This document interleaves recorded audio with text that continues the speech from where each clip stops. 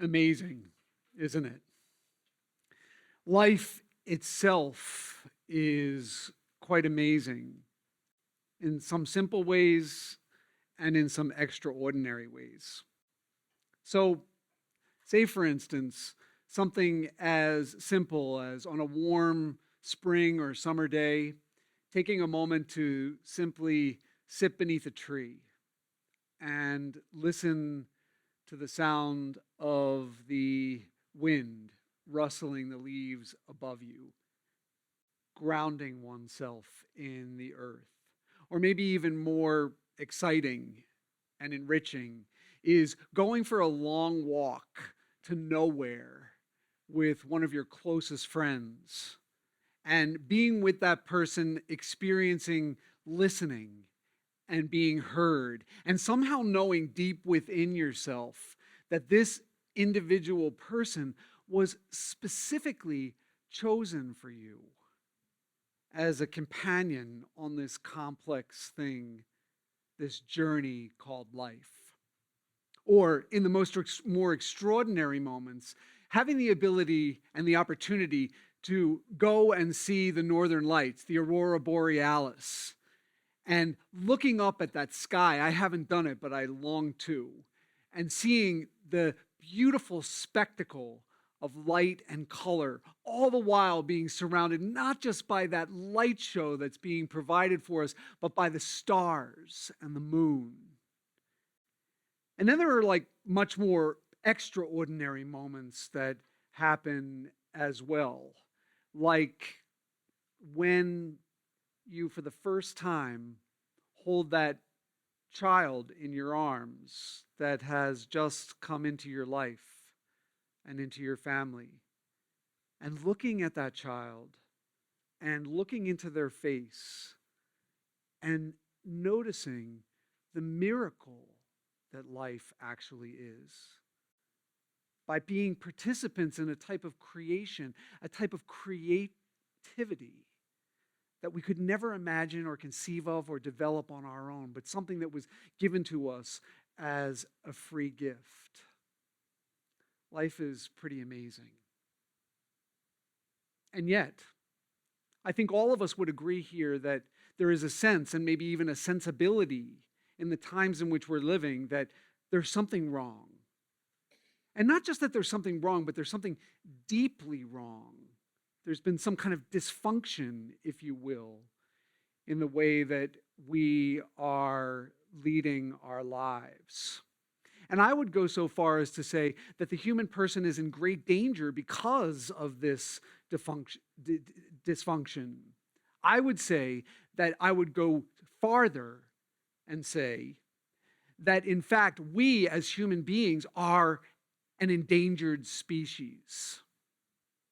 That's a very large and drastic thing to say, but it is nothing less than that has brought me here to you today.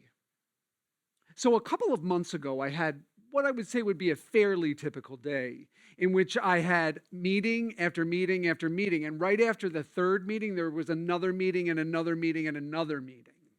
And at the same time, I got email after email after email until all of a sudden I feel myself looking down at that little number that tells you how many unanswered emails that are in your inbox. And I felt like I was going to pass out, knowing that I would never be able to manage all of those things. And so I pushed myself away from my desk and away from my computer, and I went to this large window that is in my office that looks out on a beautiful lawn on the university that has these really old, amazing trees. And I just wanted to breathe for a moment. And I looked at the trees, and I looked at the grass, and I looked through the trees and the grass, and there's a major thoroughfare in the area that's right in front of my office. And all I saw was traffic. There was, for some reason, a traffic jam moving in both directions, and no one was moving anywhere.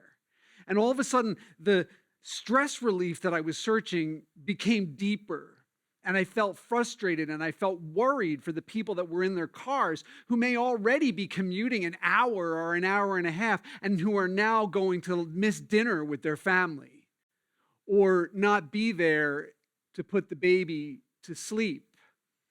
And I thought to myself, who on earth thought this was a good idea?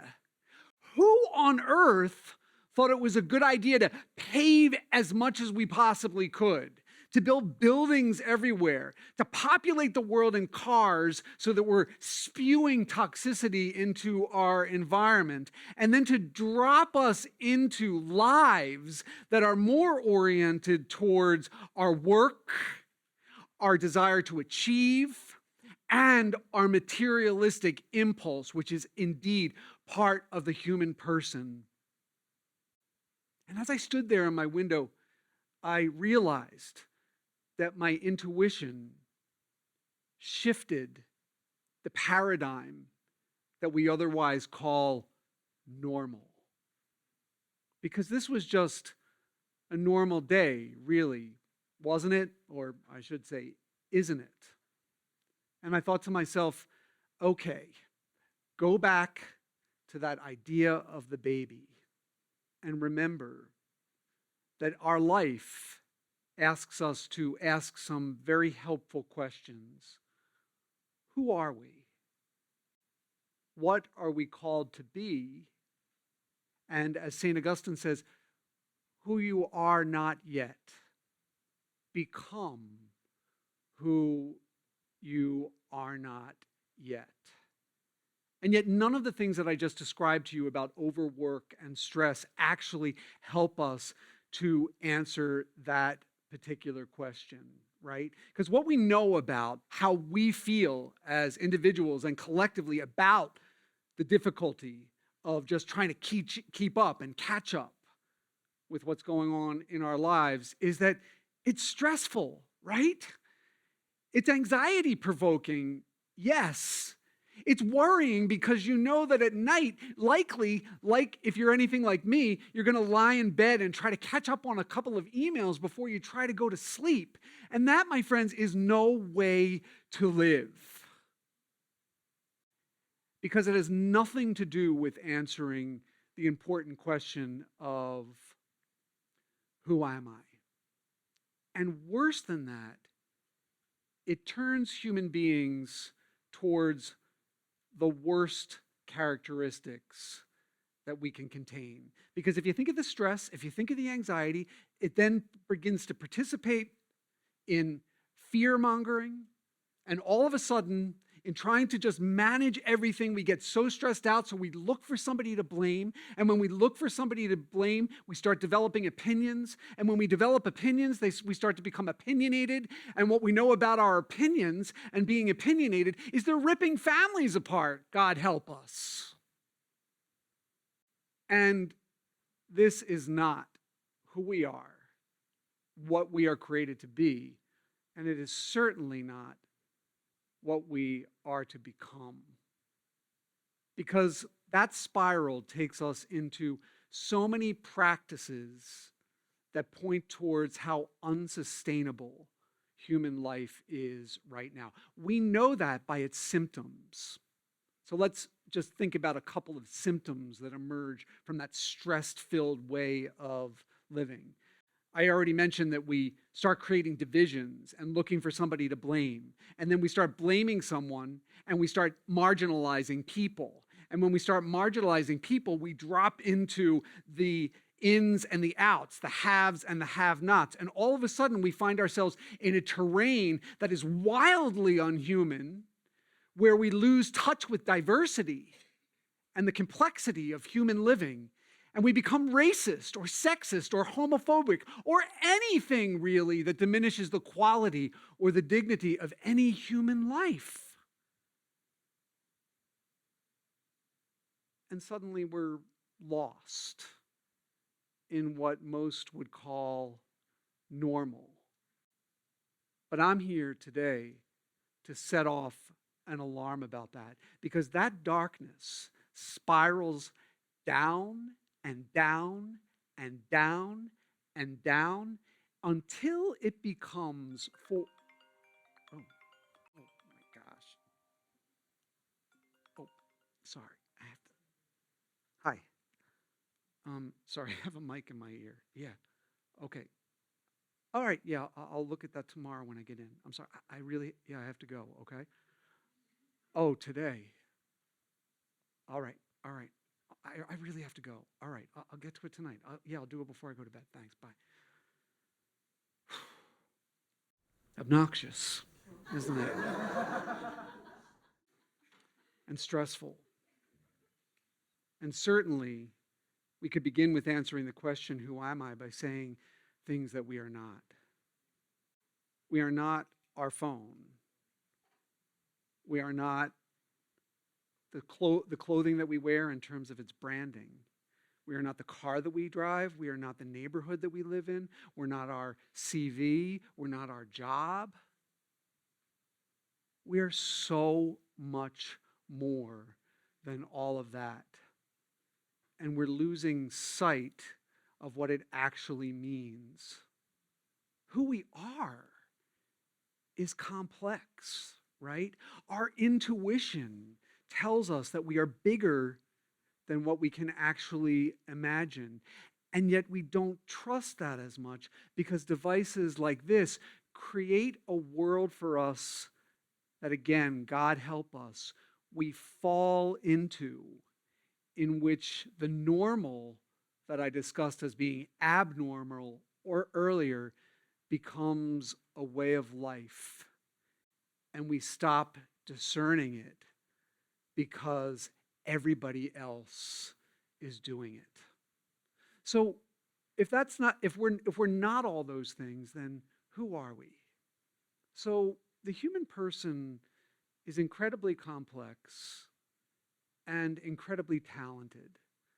So I would imagine that a few of the things that we are is our relationships with others, the compassion we have for people who may be suffering or lost or being left out. We are creativity in the sense that music captures all of our hearts and in our imaginations and elevates us in incredible ways. All types of art do that same thing. Sports and athleticism, all of these things make us these miraculous creatures that help us to drop out of the normal that's created by something outside of who we are and drop into a piece of self-knowledge. And that piece of self-knowledge that we accumulate begins to build until our humanity starts to grow. Because when we ask the question, what or who are we to be? We might think of our vocation in our lives. And we know that what we are to be is in fact given to us primarily by the earth itself. These devices teach us opinions and teach us to be opinionated, but the natural world has a completely different story to tell us. Is it any surprise that there are climate skeptics and not everybody is interested or even believes in, imagine the arrogance of that, sustainability? That there is something wrong, not just with us, but with Earth. Pope Francis says, pay attention to the cry of the earth. And so who we are to be then gives way to who we are to become. Because if we do not recognize the unsustainability of our current lifestyle, then, in fact, we may be extinct. I think primarily about my experience as a teacher and how what has spread in our culture and in our society is anxiety and stress, right? We talked about that with our job. But worse than all of it is the stress that causes to the youngest amongst us. They are so stressed, so fearful, so anxious, and many of them are not even sure that they want to stay alive. Wake up. Why are we not acknowledging this epidemic in our midst? Why are we not creating pathways that bring us back to our humanity so that the youngest of the creature, who we are, is more hopeful? Friends, in order to do that, we need to begin with ourselves. So, what is it that we're supposed to do? We all know the circumstances that we find ourselves in. So, let's for a moment just ponder the magnificence and notice the big picture. And in noticing the big picture, notice our place within that picture and how we are fundamentally connected. Because the natural world, in its very, very nature, is complex and diverse. Think simply about something like the amount of trees or types of grass or fish in the sea or birds in the sky. And we start getting clued into something more meaningful, more profound, more grounded, more true. And when we find that reality, we begin to do what each and every one of us needs to do for ourselves. Find restoration and healing. We need to conscientiously notice the way that other forces outside of ourselves are trying to create reality for us, are trying to articulate and advance a type of normal, and step away from that to step into what is right and true. So I would challenge you to begin with noticing how often you reach for that device, or how influenced, for good or for bad, you are by these things. Because at the end of the day, there is nothing wrong with the devices or the media or anything like that. It's our responsibility to sort out what helps us to become more human day by day, and to grow and teach that to the youngest amongst us. I would also suggest to you that, like me, pray, whatever that means for you. In some ways, in preparing for this talk, looking at the UN principles for sustainability, I thought, here's a global document that feels like a prayer for humanity to me. People being invested in, education being accessible, equality being a mandate. And all of a sudden, we start to see ourselves as this. I would end by begging you, and I literally mean begging you, to not allow your children to take their devices into their bedrooms, especially when they're young, because you don't know what they're looking at, because they won't tell you. They will then become influenced by something that you don't want them to be influenced by. It's not going to be popular. I've seen my sister-in-law do it, and she's not liked by her children when that happens. But she's doing what she needs to do. She's meeting her responsibility.